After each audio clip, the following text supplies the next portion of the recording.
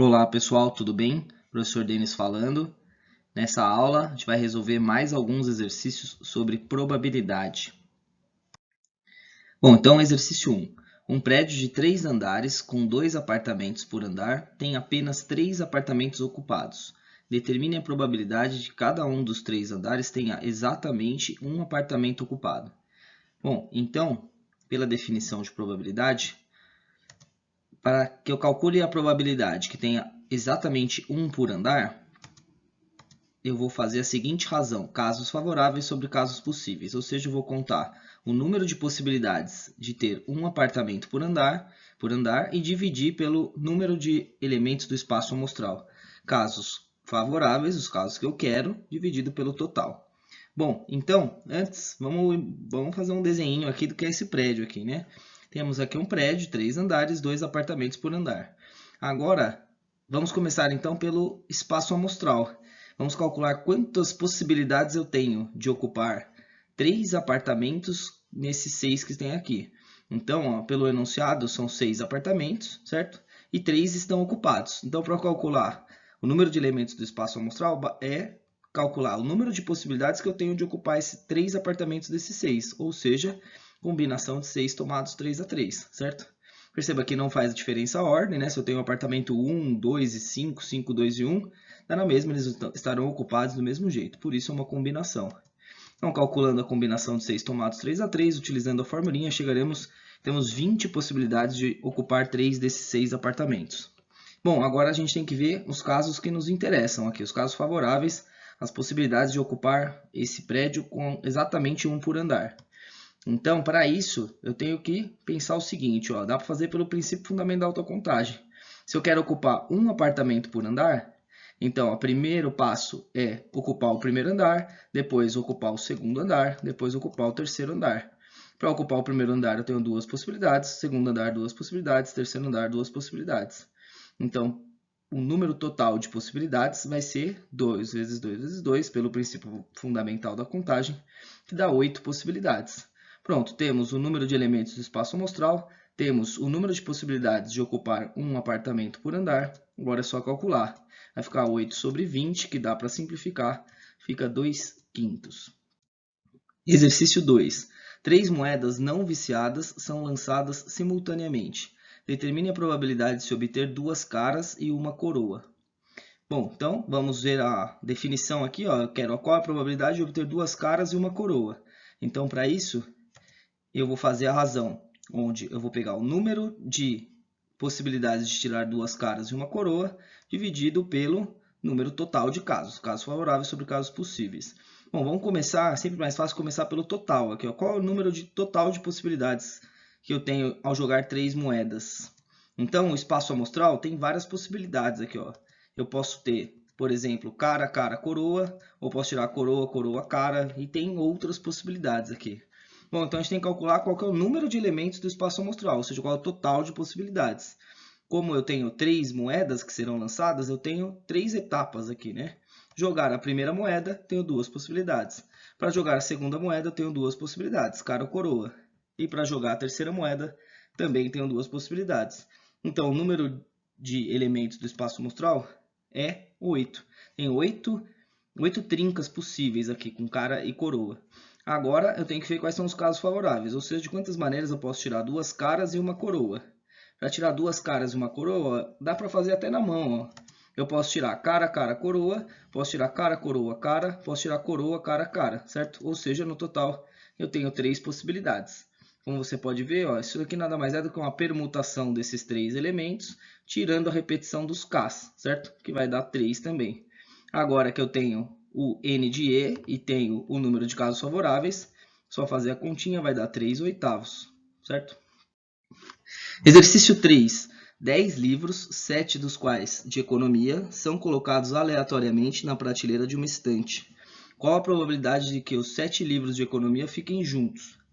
Bom, então, probabilidade de que os livros de economia fiquem juntos vai ser o número de casos onde esses livros ficam juntos, dividido pelo número total de possibilidades. Então, vamos começar primeiro pelo número de elementos do espaço amostral, o número total de possibilidades. Então, como que a gente vai calcular isso? Vamos pensar que ó, são 10 livros na estante, 10 lugares. Então, o número total de possibilidades é eu permutar todos esses livros. São todas as formas de permutar esses livros, de bagunçar ele, digamos assim, né? E como já estudamos, isso é permutação de 10, que nada mais é do que 10 fatorial. Bom, não precisa fazer a conta, vamos deixar aqui indicada a conta, que provavelmente a gente vai conseguir cancelar alguma coisa mais para frente. Agora, então, a gente vai calcular o número de possibilidades dos livros de economia estarem juntos. Bom, para os livros de economia estarem juntos, são 7, eu tenho 4 possibilidades. Eles podem ser os 7 primeiros, podem ser o primeiro não de economia e depois os 7 de economia, pode ser os 2 primeiros não de economia e depois os 7 de economia, ou os 7 últimos de economia, certo? Então a gente tem 4 possibilidades. Só que para cada uma dessas 4 possibilidades eu ainda tenho que permutar os 7 livros de economia, então vai ficar vezes 7 fatorial, e tenho que permutar os 3 livros que não são de economia, então vezes 3 fatorial, certo? Então, no total, eu tenho 4 vezes 7 fatorial vezes 3 fatorial possibilidades onde os livros de economia estão juntos. Agora é só a gente jogar a continha aqui, vai ficar 4 vezes 7 fatorial vezes 3 fatorial dividido por 10 fatorial. Resolvendo essa conta, chegaremos em 1 sobre 30. Exercício 4. De um total de 100 alunos que se destinam aos cursos de matemática, física e química, sabe-se que 30 destinam-se à matemática e desses 20 são do sexo masculino. O total de alunos do sexo masculino é 50, dos quais 10 destinam-se à química. Existem 10 moças que se destinam ao curso de química. Nessas condições, sorteando-se um aluno ao acaso do grupo total e sabendo-se que é do sexo feminino, a probabilidade de que ele se destine ao curso de matemática vale. Bom, então temos muitas informações sobre esses alunos, quanto ao curso e quanto ao sexo dele, né? Tem várias possibilidades. Um bom jeito de organizar esse exercício é numa tabela desse tipo, que é uma tabela de dupla entrada. Por quê? Porque a gente tem duas informações, estão divididas em dois tipos aqui, quanto ao curso, pode ser matemática, química e física, e quanto ao sexo, que é masculino ou feminino, certo? Bom, aqui a gente tem então as 6 possibilidades, ó. Homem que faz matemática, sexo masculino que faz química, sexo masculino que faz física, sexo feminino que faz matemática, sexo feminino que faz química e sexo feminino que faz física, certo? Além disso também a gente tem os totais, né? O total aqui, ó, vamos colocar aqui embaixo o total de quem faz matemática, o total de quem faz química e o total de quem faz física, e aqui o total de alunos do sexo masculino e o total de alunos do sexo feminino. Bom, então vamos colocar as informações aqui, ó. A primeira eu já até coloquei, 30 destinam-se à matemática e desses 20 são do sexo masculino, ó. Então 30 no total fazem matemática, sendo que 20 são do sexo masculino. Então 20 são do sexo masculino. O total de alunos do sexo masculino é 50. Então, do total de alunos do sexo masculino é 50, dos quais 10 destinam-se à química. Então, desses todos 50 aqui, 10 destinam-se à química. Existem 10 moças que se destinam ao curso de química. Então, 10 moças que se destinam ao curso de química. 10. Pronto, preenchemos as informações. Como já deve ter percebido, algumas delas vieram de graça, né? Por exemplo, se tem 30 pessoas que fazem matemática, 20 delas são do sexo masculino, então, consequentemente, 10 são do sexo feminino. Se 10 homens, 10 pessoas do sexo masculino fazem química e 10 pessoas do sexo feminino fazem química também, então, no total, fica fácil, temos 20 pessoas. Agora, se o total de pessoas do sexo masculino é 50, e aqui a gente já tem 30, então sobra 20 pessoas do sexo masculino que fazem física. Agora aqui, ó, como o total de homens é 50, então o total de mulheres também é 50. E a gente consegue preencher aqui também, ó, se tem 10 de matemática, 10 de química, para completar 50, faltam 30. Então, em física temos um total de 50 pessoas e o total de pessoas é 100, como está escrito no enunciado aqui, né? Pronto, aqui todas as informações que a gente precisava estão aqui nessas tabelas, né? Estão aqui nessa tabela. Agora a gente pode calcular o que foi pedido. O que foi pedido? Ó, sabendo-se que é do sexo feminino, a probabilidade que ele se destine ao curso de matemática. Então a gente quer calcular uma probabilidade. A probabilidade de uma mulher fazer matemática sabendo que ela é do sexo feminino. Então o que aconteceu aqui? Ó? O nosso espaço amostral ele ficou reduzido. Como ele falou que sabe-se que o sexo é feminino, então eu não vou usar o 100 como o meu total. Como com certeza é alguém do sexo feminino, então eu vou usar o 50 como total. E desses 50 ele quer saber quantos fazem matemática, certo? Então quantas mulheres fazem matemática? Então são 10 de um total de 50. Então, a probabilidade vai ser 10 de 50, que é a mesma coisa que 1/5. Exercício 5. Numa urna, há 5 bolas azuis e 7 verdes, num total de 12 bolas. Retirando-se 5 bolas ao acaso, sucessivamente e sem reposição, pergunta-se. Letra A. Qual a probabilidade de saírem 3 bolas azuis e 2 verdes? Então, aqui, a gente quer calcular a probabilidade de saírem 3 azuis e 2 verdes. Aqui, eu não vou fazer pela definição total de casos favoráveis sobre casos possíveis. Vou fazer de uma outra forma, para a gente treinar esse novo jeito. Como são 5 bolas, eu posso fazer o seguinte, para calcular a probabilidade total, eu posso calcular a probabilidade de cada uma das bolas e multiplicar, são eventos sucessivos, certo? Então, eu quero calcular a probabilidade de eu tirar 3 azuis e 2 verdes. Então, eu posso pensar o seguinte, para eu tirar a primeira azul, de um total de 12, eu tenho 5 possibilidades. Então, de um total de 12, 5 possibilidades. Vezes, porque agora é um evento só, né? Vou calcular a probabilidade da próxima bolinha. Próxima bolinha ser azul. Agora, como eu já tirei uma, então sobram 11 bolinhas. E agora, como eu já tirei uma azul, sobram 4 bolinhas. Então, a probabilidade da segunda ser uma bolinha azul é 4 sobre 11. Agora, a probabilidade da terceira bolinha ser azul. Como eu já tirei 2, então será um total de 10. Eu ainda tenho 3 bolinhas azuis, certo? Então, isso daqui, por enquanto, é a probabilidade das 3 primeiras serem azuis. Agora, a próxima tem que ser verde. Então, vou fazer vezes. A próxima ser verde, temos um total de 9 bolinhas. E bolinhas verdes a gente tem 7. Então, 7 de 9 é a probabilidade da quarta bolinha ser verde. Vezes a probabilidade da última ser verde. Como eu já tirei 4 bolinhas, sobram 8 bolinhas.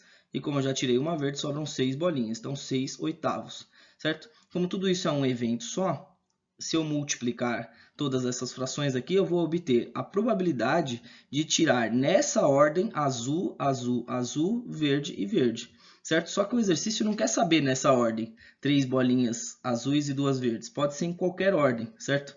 Então, além disso, eu ainda tenho que permutar essas possibilidades aqui. Tenho que ver todas as possibilidades de tirar 3 azuis e verdes, não necessariamente nessa ordem. Então, permutando esses objetos, eu vou fazer uma permutação de 5 objetos, tirando a repetição das azuis e tirando a repetição das verdes. Permutação de 5 tomados 3 a 3. Como a gente viu nas outras aulas, nada mais é do que 5 fatorial dividido por 3 fatorial, 2 fatorial, certo? Bom, e aí, resolvendo essa conta aí, obteremos o resultado que é 35 sobre 132. Exercício 6. Numa urna, é o mesmo enunciado do outro, né? São 5 bolinhas azuis, 7 verdes, num total de 12 bolas. Agora a pergunta que é outra, qual é a probabilidade de saírem 2 verdes e 3 azuis nessa ordem? Bom, é até mais fácil do que o outro exercício. Qual é a probabilidade de sair verde, verde, azul, azul, azul? Exatamente nessa ordem. Então, a gente vai fazer um por um. Vamos lá, a probabilidade, as duas têm que ser verdes, as duas primeiras. Então, a primeira bolinha ser verde, de um total de 12, eu tenho 7 possibilidades. Para a segunda ser verde, agora eu tenho 11 possibilidades, né? Porque eu já tirei uma. E verde, como eu já tirei uma, sobram 6. Agora, as 3 próximas têm que ser azul. Para a terceira ser azul, eu tenho um total de 10 e tenho 5 possibilidades, né, de ser azul. Então, 5 de 10. A próxima ser azul também, de um total de 9, eu tenho 4 possibilidades. E para a última ser azul, de um total de 8, eu tenho 3 possibilidades, certo? Como é nessa ordem, é exatamente o que essa conta está fazendo, para que seja verde, verde, azul, azul, azul. Então, eu não preciso multiplicar por permutação nenhuma, já está certinho, é só fazer essa conta. O resultado vai ser 7 sobre 264. Exercício 7 é a mesma pergunta, são as 5 bolinhas azuis e as 7 verdes. Só que agora a pergunta é outra. Qual é a probabilidade de se obtenha todas as bolas verdes? Então, probabilidade das 5 ser verde, eu vou retirar 5 bolinhas. As 5 têm que ser verdes, todas têm que ser verdes. Então, a primeira, de um total de 12, eu tenho 7 possibilidades. A próxima, de um total de 11, eu tenho 6 possibilidades. A próxima, de um total de 10, eu tenho 5 possibilidades. A próxima, de um total de 9, eu tenho 4 possibilidades. E a última, de um total de 8, eu tenho 3 possibilidades. Multiplicando, simplificando, fazendo a conta aqui, teremos o resultado 7 sobre 264 também. E o último exercício é o mesmo enunciado, só que agora a pergunta é um pouquinho diferente. qual é a probabilidade de obter-se pelo menos uma bola azul, certo? Então, qual é a probabilidade de obter pelo menos uma bola azul? Então, tem muitas possibilidades de obter pelo menos uma bola azul. Então, é só a gente pensar o seguinte, ó, tirando 5 bolinhas, podem ser as 5 azuis, uma verde e 4 azuis, 2 verdes e o resto azul, 3 verdes e o resto azul, 4 verdes e uma azul, ou todas verdes, certo? Só tem essas possibilidades, com probabilidades diferentes, obviamente. Ele quer que se obtenha pelo menos uma bola azul. Perceba que essa última aqui, ó, que é todo mundo verde, a gente já calculou a probabilidade, é 7 sobre 264. Para que se obtenha pelo menos uma azul, são todos esses casos que estão aqui, ó, que tem pelo menos uma, pelo menos uma, pelo menos uma, pelo menos uma, pelo menos uma, só a última que não tem pelo menos uma azul. Então, esses casos aqui são onde tem todo mundo é pelo menos uma azul, certo? Bom, como só tem um caso que não interessa aqui, ó, a gente não precisa calcular a probabilidade de cada um deles aqui, vai dar muito trabalho. É mais fácil fazer o seguinte, ó, para calcular a probabilidade de se obter pelo menos uma azul, basta fazer 1 menos a probabilidade que todas sejam verdes. 1 é o nosso 100%, certo? Então, eu vou fazer o total menos o único caso que não nos interessa, que é a probabilidade de ser verde. Ainda mais porque a gente já tem esse valor, né, que a gente calculou no item anterior. Então, a probabilidade de ter pelo menos uma azul vai ser 1 menos 7 sobre 264, que vai dar 257 sobre 264. Beleza, pessoal? Valeu!